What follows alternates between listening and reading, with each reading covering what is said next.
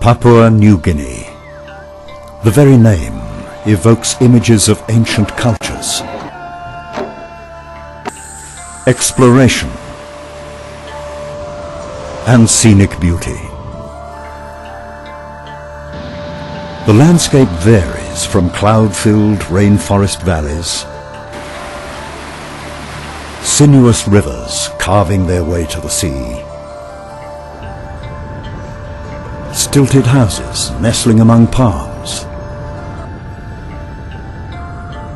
and dugout canoes gliding in the shallows. Papua New Guinea, the third largest island in the world, lies just south of the equator and is only 63 kilometers north of the tip of Australia. Culturally, Papua New Guinea is a diverse land with over 700 racial groups, with many different customs, beliefs and ceremonies. Today, a Highland show provides an excellent opportunity to see different tribal groups at one gathering.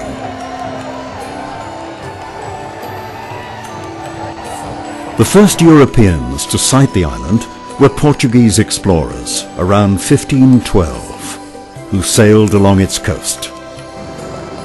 In 1526, they named it Ilha dos Papuas, the Island of Papuas. In the early days, many explorers knew the country as the Great Unknown, a place of hardship due to its terrain, hot climate, tropical fevers, and the hostility of the inhabitants. Today, one can experience the bustle of Port Moresby, enjoy a relaxing vacation at a resort, or visit remote villages. Papua and New Guinea were no strangers to war. In the early days, there were wars of payback. Eventually, colonial administration brought law and order, and tribal mistrust started to dissipate. The First World War had relatively little impact on Papua and New Guinea, despite the fact that the British and the German colonies lay side by side. When war broke out again in Europe in 1939, it looked as if Papua and New Guinea, now administered by Australia, would be as little affected as it was during World War I. But the Japanese had other plans. From the NBC newsroom in New York, President Roosevelt said in a statement today that the Japanese have attacked the Pearl Harbor, Hawaii, from the air. I'll repeat that. President Roosevelt says that the Japanese have attacked Pearl Harbor in Hawaii. Yesterday, December 7th, 1941,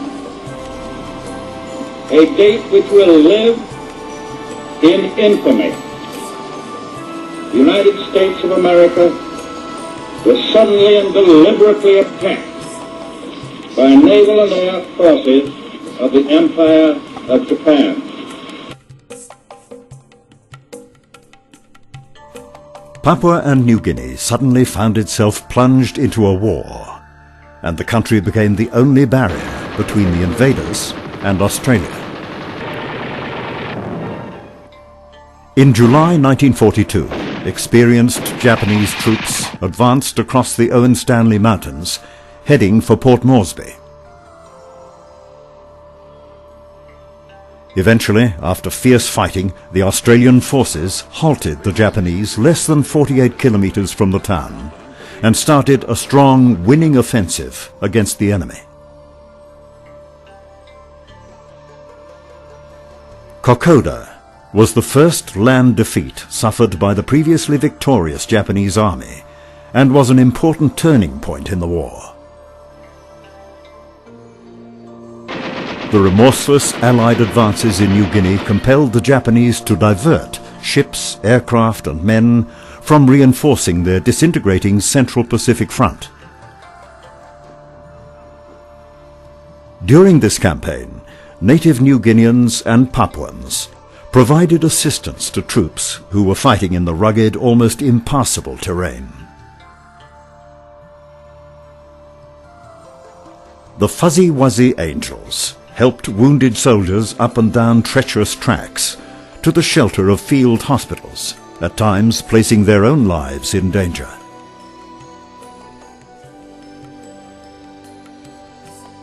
Using Port Moresby as a base, the Americans and the RAAF launched a series of concentrated bombing raids on the Japanese forces strung out over New Guinea.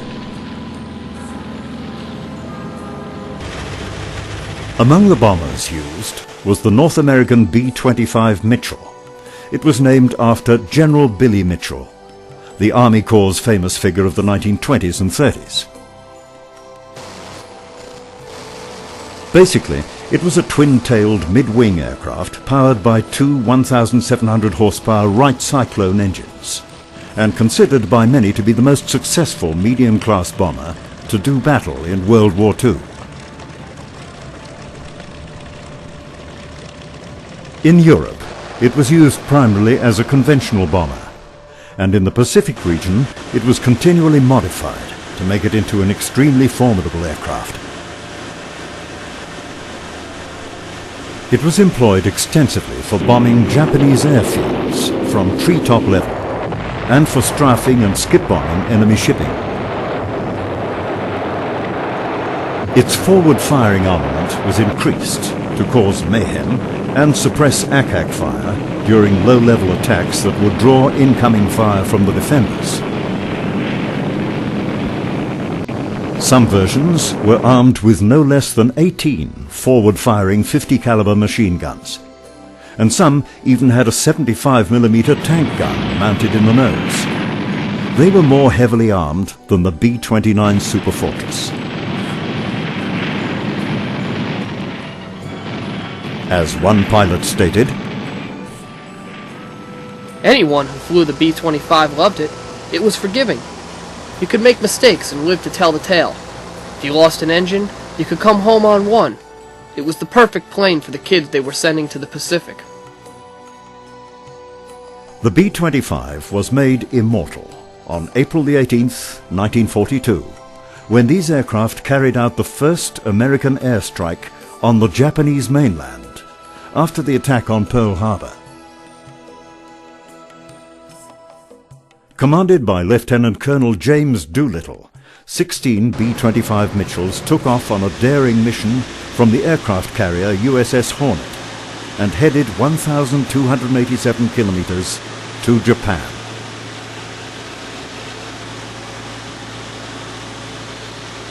Their task was to bomb and destroy military objectives in Tokyo and 4 other major cities. It was to be a one-way trip, as carrier landings were impossible for these aircraft. They were the heaviest aircraft at that time to have flown from a ship at sea. Unable to return, the planes were to continue to friendly airfields in China. However, with fuel exhausted and a foul-up with radio beacons to guide them in, the crews of 11 B-25s bailed out. Only one aircraft landed safely near Vladivostok in Russia. The others came down in China or in the sea off the Chinese coast. The Japanese systematically slaughtered all Chinese who helped the air crews after their crash landings. From then onwards, the Japanese referred to American flyers as war criminals, not prisoners of war. The Doolittle Raiders had undertaken one of the most famous raids in the history of aerial warfare. It was to be a great boost to morale in the United States and to those serving throughout the Pacific. The raid was a shattering blow to the Japanese, who thought they were safe from attack.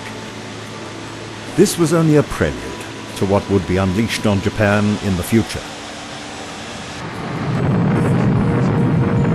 From this dramatic B-25 carrier-launched attack on Japan early in the war to the day-by-day combat missions against the enemy, thousands of B-25s played a significant role. The Green Dragons were one group who used the North American B-25 Mitchell to great effect in New Guinea. The main 405th Bombardment Squadron, along with the rest of the 38th Bombardment Group, flew out of Hamilton Field, San Francisco, on August the 7th, 1942, for New Guinea. The B-25s island-hopped their way across the Pacific Ocean along a chain of airfields. New Caledonia was the last stop before heading for Australia. Here, 5 crews were seen refueling their aircraft as darkness approached. Something like 4 o'clock in the afternoon.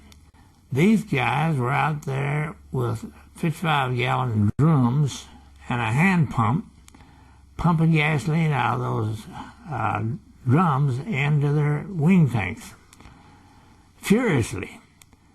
We went over and asked them what they were doing. We're going to Australia.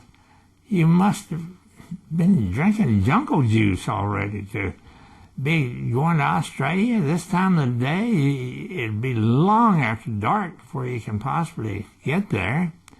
And you know perfectly well that all of the east coast of Australia is going to be blacked out. Early on the 14th, these aircraft crossed the coast near Grafton in New South Wales. With rapidly diminishing fuel, they were desperate to land.